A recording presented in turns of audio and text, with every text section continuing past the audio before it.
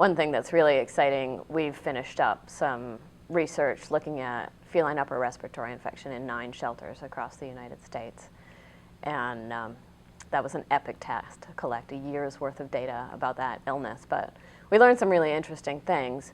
One thing we learned is that it is possible to bring the levels of feline upper respiratory infection lower than I think we really thought was reasonable for a long time. We see shelters that are bringing their respiratory infection levels down under 5%, and that's a huge difference from shelters that we're seeing it up above 20 or 25%. And one of the things we learned is that in shelters that have a lot of upper respiratory infection, the cause is overwhelmingly feline herpes virus. That's important to know because the strategies for preventing that and the strategies for treating that are kind of different.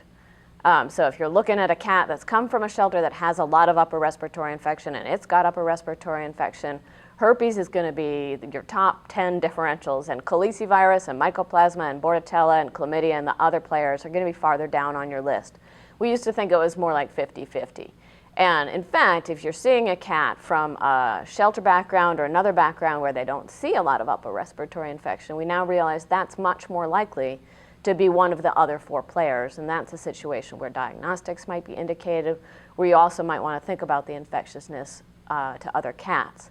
But if you're dealing with herpes, you're really dealing with stress, and that's where we're finding the big payoff is really in managing this as a disease of stress rather than as a disease of transmission of germs from one cat to another.